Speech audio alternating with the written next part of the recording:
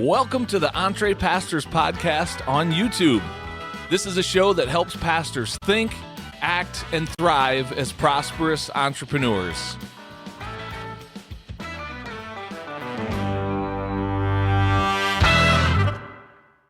Well, hi there, and welcome to the EntrePastors podcast on YouTube.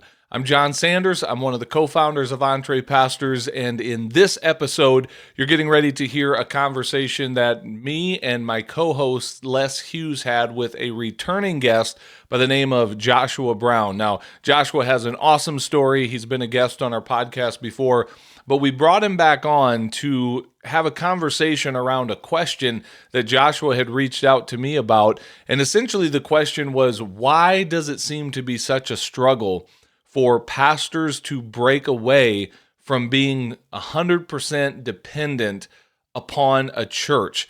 And you're going to hear in the conversation, there's a level of frustration that Joshua has had as he has really been trying to help pastors build out very profitable businesses in the pressure washing space.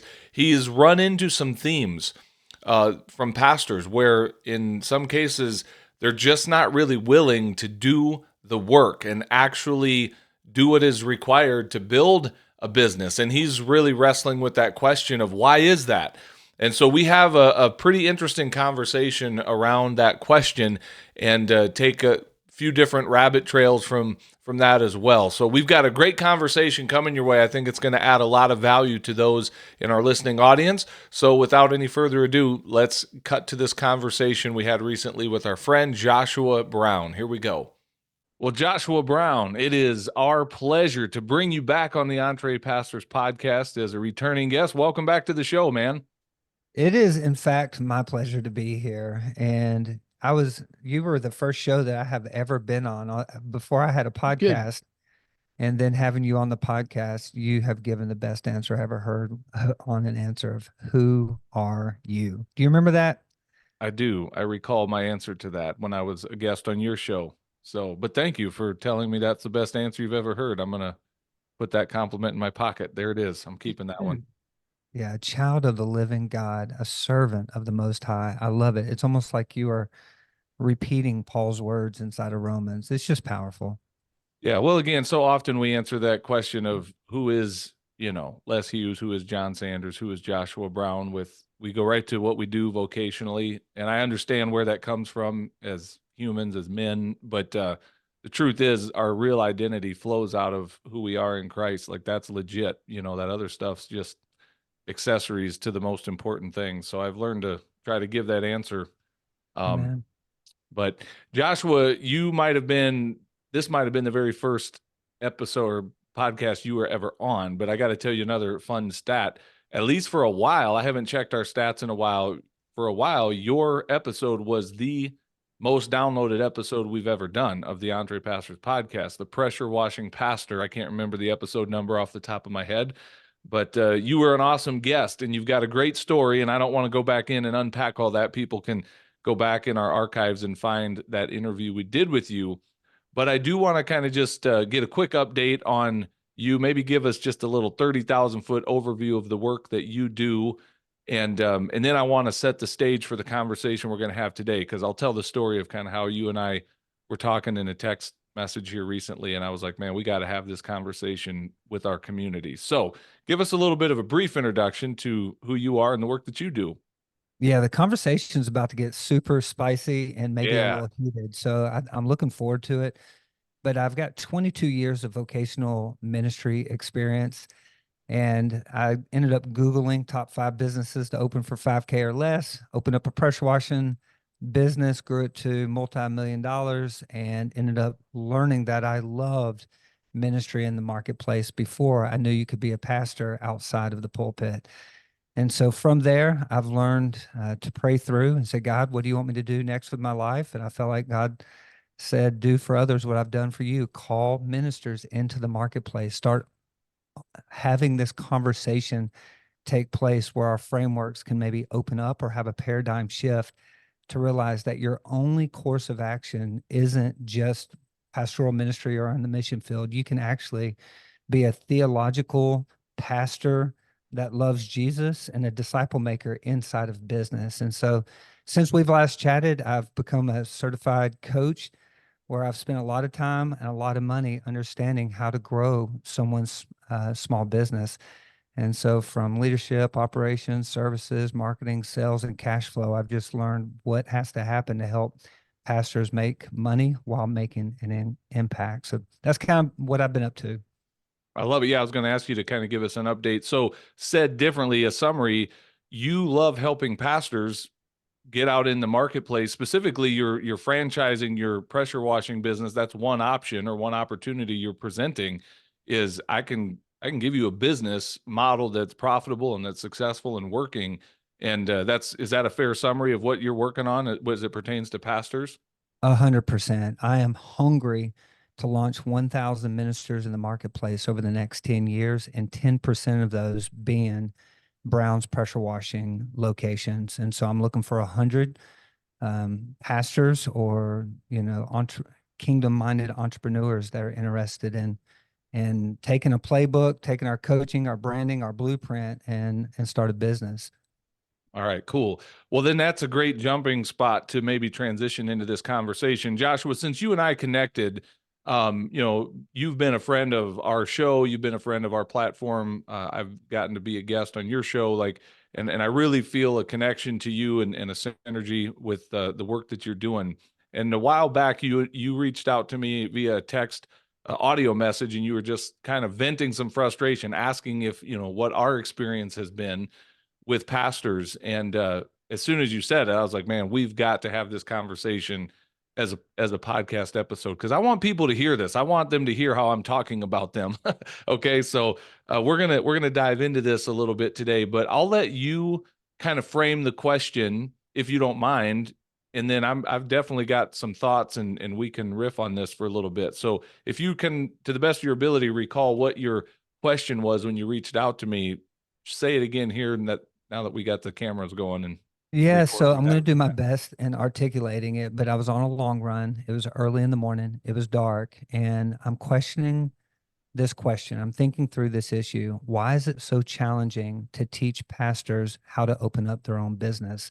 And I know they desire it. I know that they are the perfect avatars for being ministers in the marketplace. They're theologically trained. They love Jesus. They spend time with Jesus. They understand discipleship.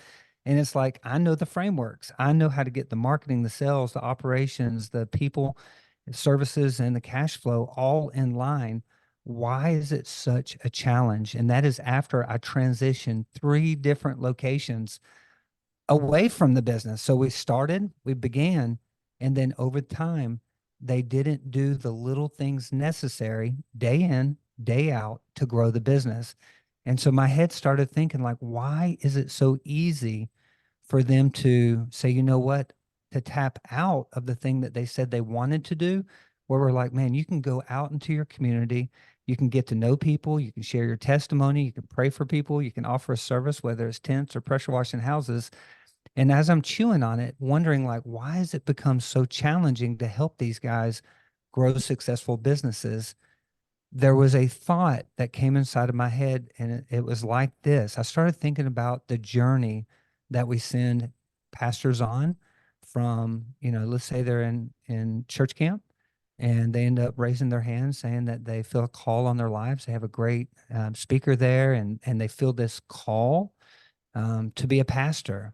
And then they come back to their local community. They, maybe start teaching or shadowing. And I know I'm saying a lot to set up, but this is a common narrative. If you ask and dig into the past, hey, where did you first discover that you wanted to be a pastor? Or hey, when did you think you might be wanting to be a missionary? There is a story there. And if you ask those questions, which I have, you end up learning there's a progression there. From there, they say, hey, I ended up going to Bible school. I felt really called, and I've been in ministry now for 20 years and I'm kind of burnt out, and I'd love to open up a business in the marketplace. So they love what I'm doing. And they also have the gifts and skills to be able to do it. But trying to get them to do new behaviors has been very challenging. And I started thinking about this, and I could be completely wrong, but I think it's worth at least processing.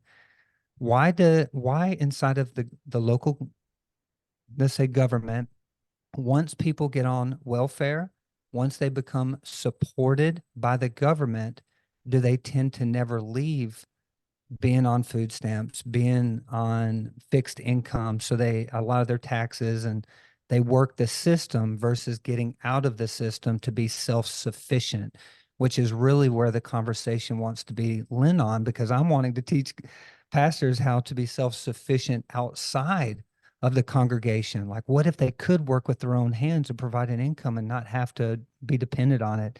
And I come to the conclusion of thinking like this: what if they, over time, they've become, and I don't want to use a cuss word, but dependent. I don't want to use the word lazy, but I'm trying to have, I'm having a difficult time finding another word. But why have they become not able to take care of themselves, and it's more comfortable to allow the congregation or the denomination to take care of them until the congregation, the denomination can't? And there does, in many cases, come a place, a stage of life where you're no longer provided for, and then many of them have no backup plan, nowhere to go. Yeah, and we hear from those pastors regularly. So, Joshua, a couple things as we set the stage for this conversation. I love the question, and I want to say this. I know your heart. At least I believe I know your heart. And Les and I, we are pastors. We love pastors. We love the church, and I believe we've earned the right to speak into the lives of pastors. So I know you're not coming at this from a place of let's tear down pastors, let's be negative. Certainly that's not the heart of EntrePastors either. And I want to say, as kind of a disclaimer, this is a complex issue. I don't think we're going to come up with a one size fits all answer. Like, this is the simplistic, simple answer. There's probably, it's a multifaceted thing, and we'll maybe peel back some of those layers and dive into that. But here's one thought that comes to my mind immediately, because that was the heart of your question, was that the whole word dependency. Are we training dependency where a pastor is really no longer either able or willing to go out and fight for their own food, so to speak? Like, it's just, I need others to provide that for me. For what it's worth, we recently, a few weeks ago, did a webinar that it was by far the most downloaded webinar we've ever done. And I think it had everything to do with the title. The title of it was Conquering Pastoral Poverty. And that phrase, pastoral poverty, I think packed a punch. Like, I don't even know if it was me or Les or our team that came up with that. But it hit a nerve, because as soon as that email went out to our list, the registration started popping in at a rate that we've never seen with any other webinar that we've offered, of a lot of, valuable things. And I think it hit a nerve in a good way. So I want to focus on that word poverty for just a moment. We know, stepping outside of the church world, that people who live in poverty, there is a learned dependence there. I mean, you just can't avoid that. As well-meaning as some of these government programs and systems are that step in and provide things and resources, there is a negative side to that. I don't know if you all have ever read the book. This is more of kind of an international thing, but like When Helping Hurts, and there's another one about giving, Toxic Charity, I think might be the title of that book. Sometimes our best intentions create unintended consequences. And I think that's what you're tapping into here. So this is not a simplistic, like, yes, all pastors are lazy and dependent upon the church. I don't think that is the case. However, we have to look at it. I know some lazy pastors. There are pastors out there who might be busy with some busy work, but the bottom line is they're not that interested in getting up and leaving the cave and killing stuff and dragging that home. Now, I know many, many other pastors who are extremely hardworking and work way more than they're getting paid for. So again, you can't just lump everyone into one group and go, yeah, all pastors are lazy. And that's not what you're saying. But No, but we need to let that hang out there for just a moment, because if the shoe fits, to our listening audience, if you're a pastor who's sick and tired of being sick and tired, and here's a guy offering you a plan to start a business and go out and have a proven source of income that can far exceed that of your local church, and also provide ministry opportunities for you. And what I heard you say, Joshua, is that you've had some failed attempts working with pastors to get that done. So I'm frustrated hearing that. I can't imagine your frustration. walking beside them and trying to serve it up to them and not, see them come through. So I'll just kind of let it rest there and let you guys jump in and add some more to that. But those are a few of my initial thoughts. Les, are you wanting to? This is gonna sound this is gonna sound way too simplistic. So I'm gonna go ahead and put that out there with the caveat. That doesn't mean that it's not true, because what I'm getting ready to say, I believe absolutely is true, even if it may sound like an oversimplification. I think it's still true, and that is one of the things that I believe is people really end up doing what they want to do,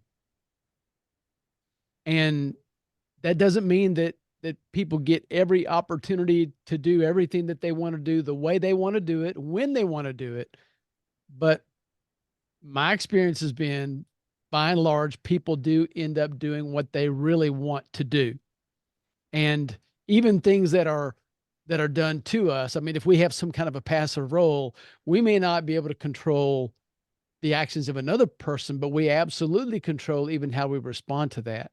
And so I don't disagree at all that there are some people that are lazy out there that serve somehow in a pastoral role, but that's because the pastorate in many ways has just become a microcosm of the workforce in our country, whether it should or shouldn't, but it is. And so I think even the thing that you described, Josh, a few minutes ago, of somebody becoming very dependent, you could say that about a lot of people in the workforce, which is part of the issue. That's part of the problem. And so I guess back to the original premise that I made is, I just believe that if somebody doesn't follow through on a thought that they had, or a plan that they might have started to think about, it's because they really didn't want to begin with, or they didn't want to after they got more and more information, or maybe after they saw what it was going to really cost, or what the result was going to be once they started down that road. Maybe it's just not what they expected, and then they bailed. But I'm going to say it one more time. People do what they really want to do.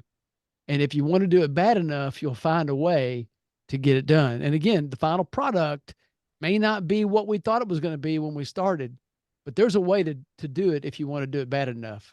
How does that statement sit with you? Does a disciple of Jesus have the right to do what they want to do? You're answering my question with a question. So way to go, Jesus. But I'm saying to you, do you think that ultimately people end up doing what they want to do? I don't give a rip what they want to do. They need to go time to out. scripture. Time out. They need Time to go out. to scripture and ask I'm the going question. I'm going under the premise of somebody that's walking with Christ. Me too. Okay. So yeah, I'll come back to that, because I think if what we really want to do as servants, as John would say, as servants of the Most High God, I do believe that if we're walking with him, that what we want to do, that desire of our heart, should come from his desire for us. So if a door closes as a result of that, and we're walking with the Lord, then we should have the discernment to be able to say, you know what, that's a closed door. So that might have been my plan, but that wasn't God's plan for this season.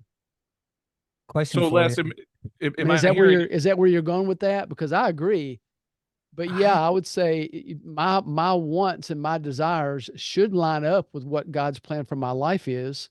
Yeah. Or it could be that, like we'll do our kids sometimes, it could be that God puts two or three, any one of three things might be okay with him.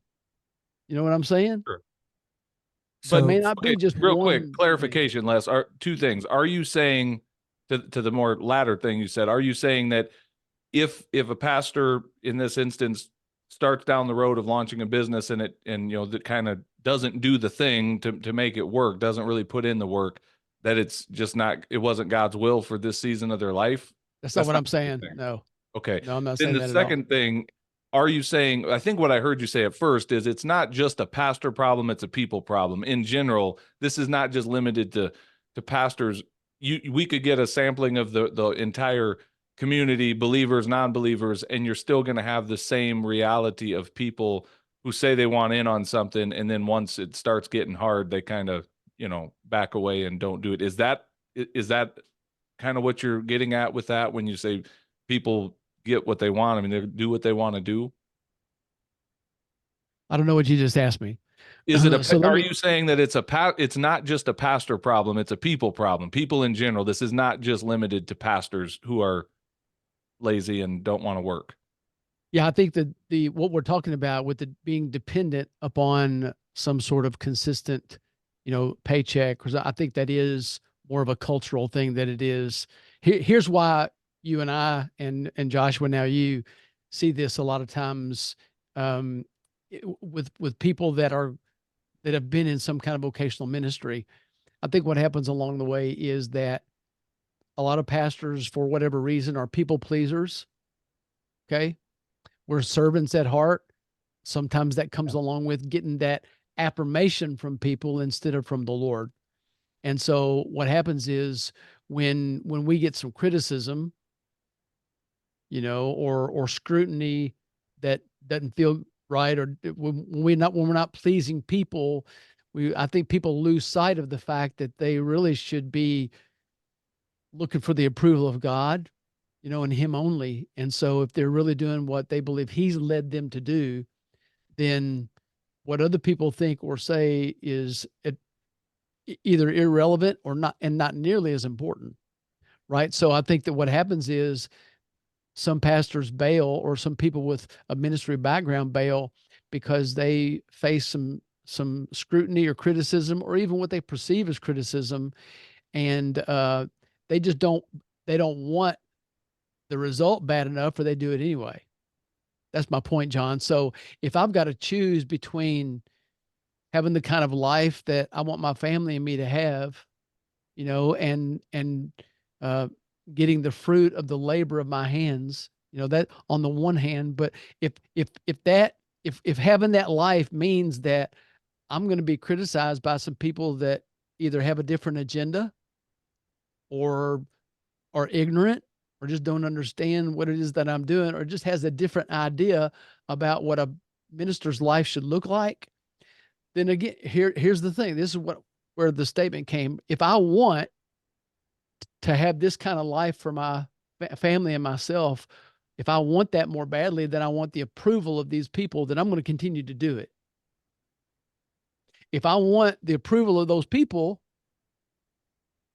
in a greater way than I want that for my family, then I'm gonna quit. It's a matter of what do I not what I say I want. Okay. Not what I say my priority is, but truly what I desire and what that priority is. We can say whatever we want to, but we tell the truth by our actions. Okay, so Josh, I want to come back to you, because where Les is going with that, I'm hearing is kind of more what I would categorize in like the mindset, or I'm concerned about what people think about me and in this new thing that I'm doing, or this venture that I've got going out in the marketplace. And that's a real thing. We see that with some in our community. They really struggle with, do I have permission to do this? Is my church going to be happy if I'm out doing this? But what I heard you say either at the beginning of our recorded call, or maybe before we started recording, you used the word grit. Like, and to me, that sounds like what you've experienced might be slightly different. The reason you've seen some pastors jump into your thing and then fall off maybe is not so much because of people aren't approving of what they're doing. It's more so the work ethic behind it. And I don't want to put words in either of your mouths. So, take it from there, Josh. Like, what are you seeing on your end? So, Les, first of all, I want you to know that I honor you and respect you. When when we chat, if there's anything that I say that seems to be less than humble, I offer that, that you give me grace and forgiveness, because there's nothing I'd want to communicate outside of honoring the conversation. And inside of this conversation, it's more so like missionology. Help me out. Missionologically? I'm butchering the word. Yeah, no, missiology. I know what you're saying. Yeah. The mission of a disciple is to be on mission with Jesus in evangelism and discipleship.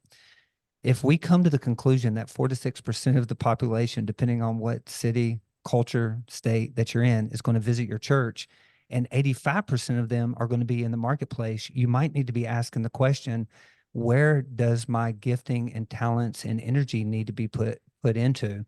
And what we're saying is once you realize, man, there is a world out there for you to evangelize, for you to disciple, that you can bring people on, give them jobs and disciple them along the way. You can start up nonprofits and do good inside of your community. Mm-hmm. You can get out of the four walls of your church and get into business networking groups. And it's like, hey guys, there's a world out here that's waiting for us. It is the grass. The harvest is plentiful, but the laborers are few. Come, ministers, into the marketplace.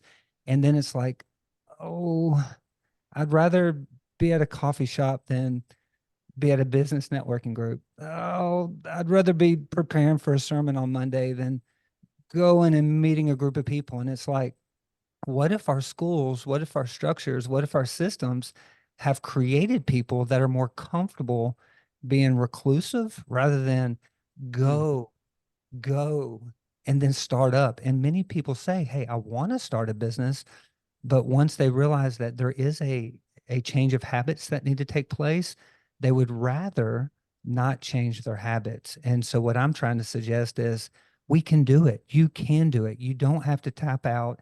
If you get in a rear naked choke, you don't have to give up. There's a way out of it, and you can get better at it, doing the right thing the right way over time. You can end up affecting more lives for the gospel when you look at back over your life. It doesn't mean you just have to pastor a church that is barely surviving for no growth, but you've got a comfortable position there.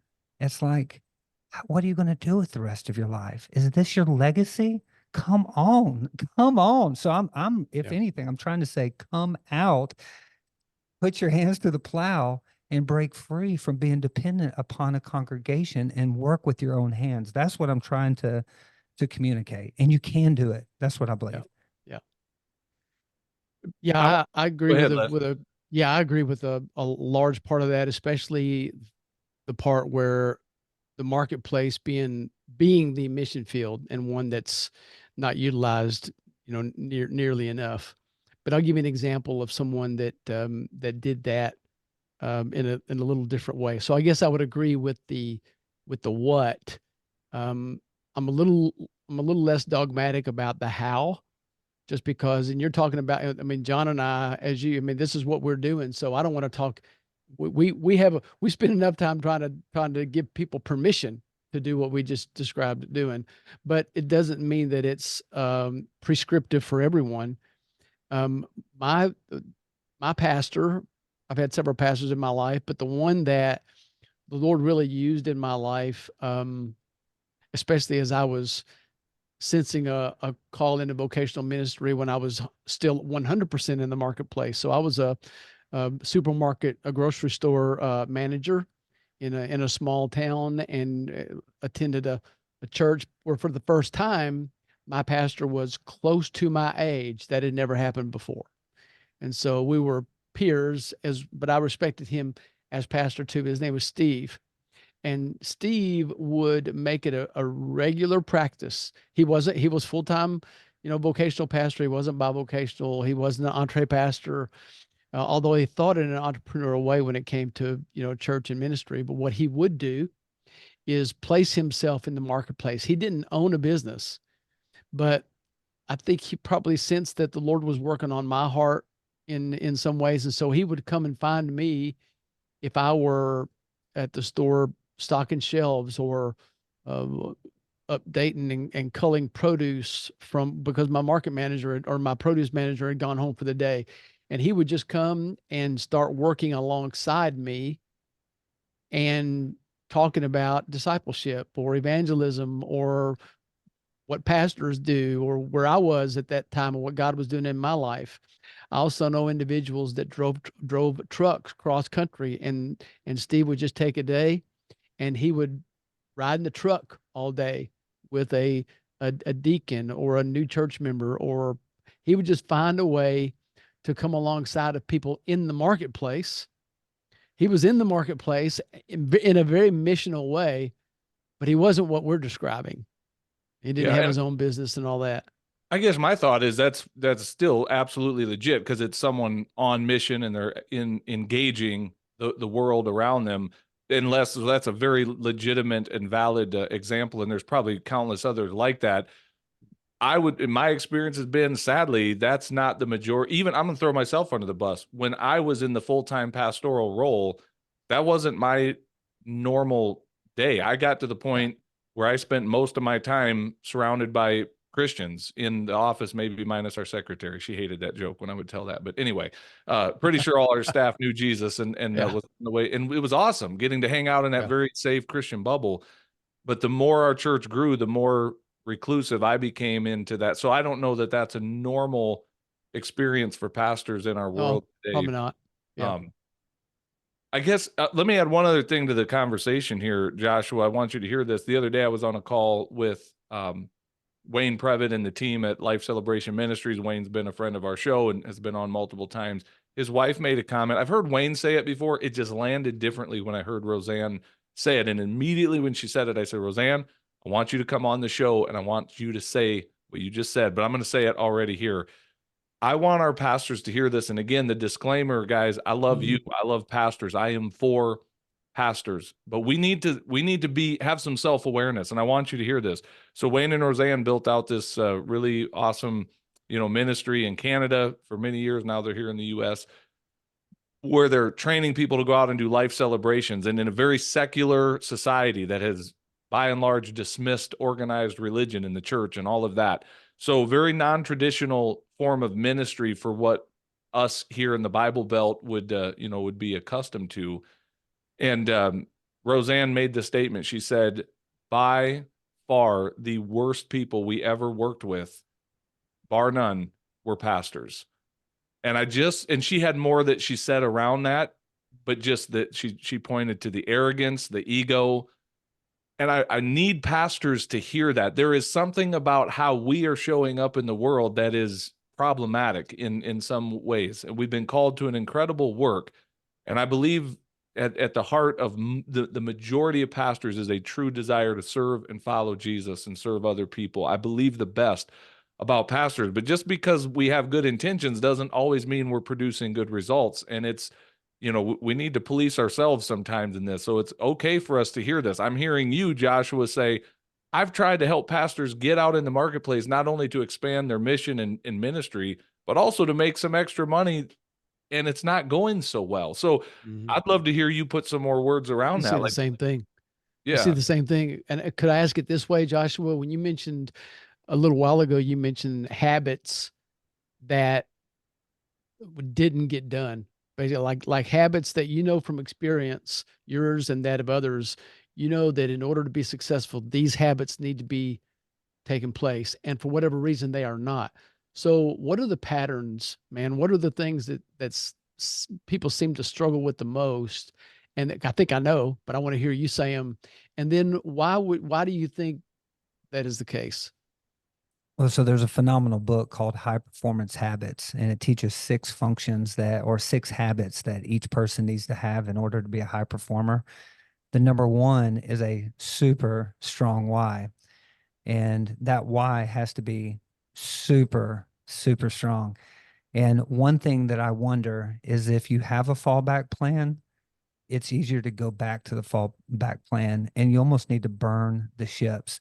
And so I think that in many ways, when you want to think about opening a side hustle, you need to think about, like, is this just testing the waters to maybe make a little bit of money, or are you legitimately looking for a way to make an impact while making an income? You have to.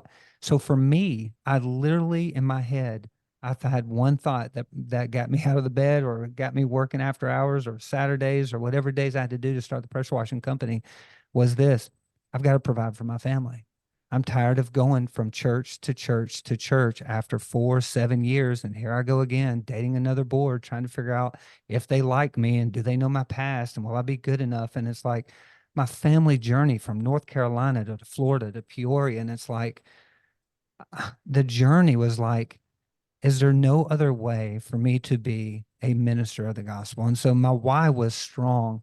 And I think that the pastors who start a side hustle need to have a strong why. And then you need to reinforce it with accountability and people and habits inside of your your rhythms of life. I will now use like story of those that I've worked with without utilizing any names to kind of understand.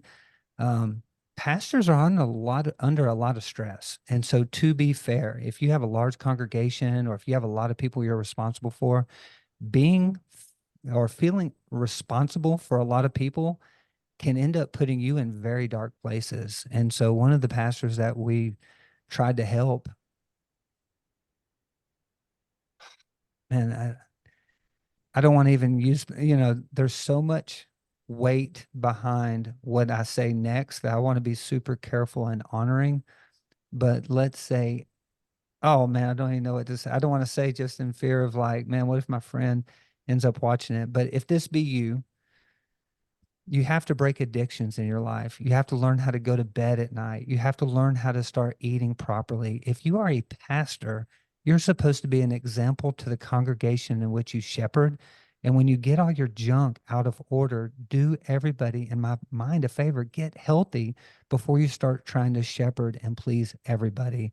Yeah. And so unhealthy pastors make unhealthy businessmen, and healthy pastors perhaps make healthy businessmen.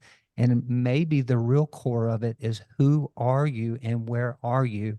You may need a mentor. You may need a group of men to come alongside of you and strengthen you so you can break free to do the thing. So I really think that I'm working myself to the place of saying, are you healthy? Are you living according to the standard in which you feel called to? And we're supposed to reflect the Imago Dei in everything that we do, not just our theology and our orthopraxy as much as our orthodoxy, basically is what I'm saying. Let me test that a little Well bit. said. When you say healthy, I mean, I think the answer is yes, all of the above, but are you referring to physical health? Are you referring to, emotional health? Like what specific, and again, I'm not asking for any details that would out somebody or help us discover who you're talking about. That's not of consequence, because whoever this story is, it's a lot of people's stories. It's a lot of people. But like specifically, tell me more about the health. Like, where do you see pastors, let's paint with a broad brush, that are not healthy? They're leading people from a place of unhealth. What does that look like in your experience? What's more important than sleep?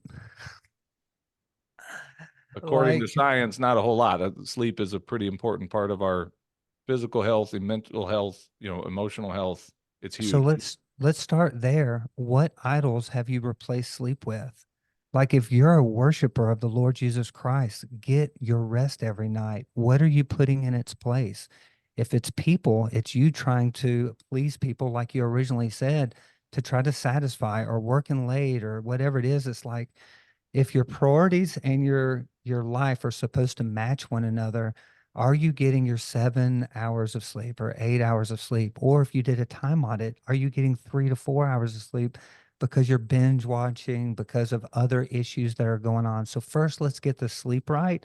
And I would beg you, get some sleep books, listen to some sleep podcasts, do whatever you have to do to get your rest right. Because if you don't get your rest right, you won't get your mind right. And in order to live right, you got to get your mind right. It's what Jesus said. Metanoia. You got to seek first the kingdom of God and his righteousness. Metanoia is repentance. Unless you become like this little child, your thinking was off, disciples. You must humble yourself and take on the image of a servant. So my mind, it's like, get your rest, get your sleep. So that'd be number one. Jon, That's think good. about the accountability part. I love that because we've seen it ourselves. You think about the people that we've coached one-on-one, even separately, or that we've maybe two-on-one. Maybe we've talked to them individually, both of us and them, the two-on-one. But you think about the people that we've seen be successful in starting and then growing businesses or ventures, one-offs, compared to the people that are in like our business builders group, where there's a much higher percentage that are in that group who face that weekly encouragement, but also accountability to lovingly hold somebody's feet to the fire and say, hey, you said you're going to do this last week. How's that going? Yeah. The success rate of people that are in that group is way more than what we've seen with the one-offs. Yes. Yeah. Yeah, this is also good. Joshua, let me ask you this question, because I'm just looking at the time here, recognizing this conversation's flying by way too fast. We can get in 3 or 4 more habits if you want me to get into that, but I Well, really think. Yeah, unpack a few more, and then I kind of have a follow-up question, but keep going because this is good. It's so relevant to the needs of people today. So keep going. Yeah, we're mind, body, and spirit. And so what I noticed when I was inside the church, pastors were real good on renewing the mind or maybe focusing in on the spirit, but didn't take care of the body. And so like we're holistic creatures. And so if you want to be fully redeemed or fully delivered, it's like, get everything in line, your mind, body, and spirit. And so I'm not here to beat up, but it's like, let's take care, let's get moving. Why not extend a few more years to your life? So like we can look at all the science and say, hey, if you get moving a little bit, work on some mobility. The most dangerous place as we get older is the floor because of our balance and brittleness of bones. And it's like, guys, we've got to be working out and exercising so we can live a little bit longer. And that goes into our theology. And I think some people think that you're going to die at a certain date, regardless of what you do. And I'm like, I just don't know if experientially that's accurate. I think there's things that we can do to add and take away from our lives. Yes, we're genetics, but we're also people of choice. And are we making choices that reflects one that honors the body that God has given us? We're a steward of it. Let's take care of it. So yes, redeem your mind. Yes, redeem your spirit, but also take care of your body. I think that's the thing that gets neglected the most as you're trying to help everybody else out, if that makes sense. Totally. And it wears, I mean, if you're not taking care of that, your energy is depleted so much quicker. And to try to get something off the ground, and I mean, just a pastor period, let alone trying to get something off the ground in addition to that, it's a heavy lift. And if physically, mentally, emotionally, you're not really prepared for the fight, like you're going to struggle. It's going to be a constant uphill strain with just a lack of energy that comes from poor nutrition, lack of exercise, obesity, disease that is often avoidable due to these things. I mean, these are real conversations, and I'll say it, in the church, I think by and large, pastors are not a great example of that. We focus heavily on, like you say, the scripture, the theology, but kind of give a pass to some of the physical side of things. And I think that creates a little bit of a discrepancy between the words that we say and the actual life that we're living. So it's a fair conversation to have. And, we'll have it gently, but we'll have it nonetheless because it matters. It touches every part of our life. Go ahead, Joshua. The last thing I'm going to say is what's called narrative. We can be a victim, a villain, a hero, and a guide. And inside of our story, inside of our narrative, inside of our beliefs, we're going to be playing one of those four characters: a victim, a villain, a hero, and a guide. And anybody that's listening, you don't have to be a victim. You can get up. You really can get up and take control over your faith, your family, your fitness, your finances, like all of those things are within your control. And when I say in your control, I'm not taking away the fact that ultimately God discerns, like man plans out his way, but it's God directs his path. But there's so much that we can do from a habit standpoint that we can take some ownership and reach and change the way that we see ourselves, see the world, and see what we're responsible for in this life. And so you don't have to be a victim. You don't have to be a villain. Our goal is to get up, but just listen to the words that you tell yourself. And I believe that people ultimately accomplish whatever they believe, and what they need to work on is what they really believe about themselves and about God. Yeah. Les, I'm going to share with you in part, what I responded to Joshua in my answer to him when he reached out a number of weeks ago. And I want our audience to hear this as well. And then I'm going to ask you a question, Joshua. I know one of the things I said to you was we feel that same frustration. I don't want to speak on behalf of Les, but so maybe I'll just say but I think Les and I have talked at length about this. We feel that frustration with pastors. Serving this community is a tough community. There are certainly easier communities to serve than pastors, to sell to market to. There are a lot of challenges with this community. And again, why are Les and I still doing it? Because we love pastors and we want to help, guide them to a better place, because we think healthier pastors are going to lead healthier churches and have a greater impact for the kingdom. So I've been, I would be lying if I said there haven't been times where I've just thought, you know what, pastors, figure it out yourself. I'm just going to go focus on me and do my thing. Y'all figure it out. I'm tired of trying to serve you. But here's the question I have for you, Joshua, is if you could write the story however you wanted it to go, as far as it, relates to this conversation about pastors, like paint paint your vision. Let me hear you kind of verbally put into words, like what would you love to see happening if we could fix a problem and make things a lot more awesome? What does that look like in your world? Well, first, to Les' point, I do believe we need an ecosystem. I'm not suggesting we go to a phenomenal church here in Hendersonville, right outside of Nashville, and we love the church that we belong to. But it's like it's not limited to. And so I believe in the ecosystem. We need marketplace ministers. We need all types of different gospel saturation engagements. But if you're to think of like, what would Satan's plan be if he were to train everyone theologically? Like, if we know that everyone that's trained theologically, what would my plan be to keep them away from everybody? I'd probably build like a concentration camp, and I'd probably get them inside of their own ecosystem where they fought amongst each other, and they kind of just stayed inside of their own little cells or groups or maybe even stations. The last thing I'd want to happen is for them to break free. The last thing I would want is for them to be set but free by anybody. I wouldn't want them to get out, start taking care of themselves, and start working where everybody else in the population is. I would not want a pastor to be inside of the marketplace. What is the vision? Pastors, you're theologically trained. You love Jesus.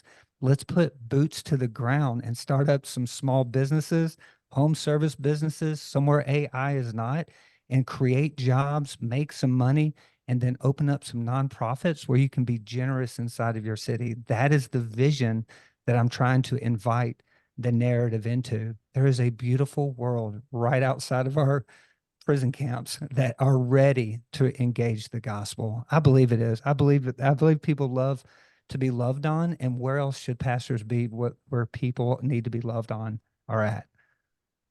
Yeah, Les, I'm going to let you have the final word, but one thing I'll just interject here, Joshua, is I have a growing sense of I want to be careful how I say this, but I kind of feel sorry more and more when I hear the narrative of a pastor that's all they do. They just stay inside that world of church, and that's all they know. That's their 100%, income stream and nothing else. I have a growing sense of like feeling kind of sorry for them. And here's why I say that. Over these last 2 years and beyond, but especially these last 2+ years that Les and I have been building EntrePastors, I've had so many conversations with pastors just like you and many others that are engaging the marketplace. Financially, they're killing it at a level their church never was either able or willing to pay them, but they're doing great financially, and they seem to have a fire in their belly for the work of Jesus in this world in a way that I often don't see in the world that I came out of and grew up in full-time vocational ministry. And I'm very careful in saying that because I don't want to speak that dogmatically like that's always the case. I know we can find many wonderful exceptions to what I just said. But man, I'm hearing more and more stories from the EntrePastors, as we call them, and it's like, I want to live the life they're living. I want that. And if I could bottle that and give that to these other pastors, I would. But bringing us full circle, there's a resistance there that you've bumped into. There's a resistance on the part of pastors. And that's what you're scratching your head going, what is the problem? Why are pastors resisting? And I agree with Les. This isn't prescriptive. We're not prescribing every pastor must go out and start a pressure washing business. Anyway, I don't have the answer. I don't know that we're solving anything, but I think we're at least, kind of leaning into the tension and letting that be felt. So I'm going to shut up and let Les jump in with anything else you've got. Well, what I was thinking is that, we do run into a lot of resistance and people who question our, the high regard that we have for the calling on someone's life. And anyway, you're facing some of the same things. So it's nice to come across a kindred spirit is where I'm going with that. And someone that is just as passionate about being missional in the marketplace, as well as providing well for our families and really creating some wealth that can be given away. We didn't even touch on that really, but that can be an expression of generosity to impact so many other people in the world in significant ways. So all of that can be done by the model that we're talking about. So thank you for the work that you're doing out there, Joshua. It's so good to have a partner like that. And we consider, even though we don't have official, working relationships, we consider you a partner with us and what we're doing, and vice versa. We're your partner as well. So, Thank you. man, however we can help expand your territory and grow your platform and vice versa, it's so good to be on the same team. Yeah, thank you for saying that. I'm thinking about the pastors that are listening, and I don't know how many have clicked this off, but if they're hearing this, they're still on. And I'm thinking about, the different thoughts they may be thinking by this time of the episode, and it's like, you can, like, whatever thought that tells you I just can't, or I'm just not gifted, you don't have to be leading something to be a part of something that's amazing. And I think a lot of pastors are afraid to step out from pastoring because, like, where does their identity go? Like, who's going to be, like, they might think that they can't lead a business. Well, maybe not, but there's businesses that need integrators. You have a working genius. You have some strengths. You might be the perfect partner for somebody else in your community who is a missionary in the marketplace. Why not partner with them and seek them out and find out how you can use your gifts of maybe discipleship or small group inside of the workforce? All I'm suggesting is come on out. There's lots of work you're called to create. Let's do something beautiful together. And anyway, that's kind of my thing that I'm trying to. I love it. Joshua, how, if someone wanted to connect with you and for any reason, even maybe to jump in and get your coaching on starting up a pressure washing business of their own, or any other reason, what's the best way for someone to connect with you? Where do they find you? Yeah, pressurewashingpastor.com. One of the coolest things that we're doing right now are webinars, and we're talking about how to start and scale a pressure washing company. And I give step-by-step instructions where you can literally write everything down and start your own business without any coaching. And then we also offer some coaching, of course, B2B networks, boot camps, video courses, blah, blah, blah. But all that can be found on pressurewashingpastor.com. Are your webinars live, or are they evergreen to where can I go watch one right now, or do I have to register and come on live at a certain time? So let me share with you why it is what it is. They're live. Okay. And the reason it's live is because I want skin in the game. I'm not trying to just make an evergreen where it's a video you watch and never see it again. I'm trying to actually get to know the people that are coming on. And it's like, I want skin in the game. Take a lunch break, take an hour off, come meet me during a webinar, and we'll have a conversation. So it's live. Yeah, that's good. We do all ours live as of right now. Someday we may move to evergreen pre-recorded stuff, but so far it's all live webinars. So cool. Yeah. Next time I'm on here, it'll be evergreen.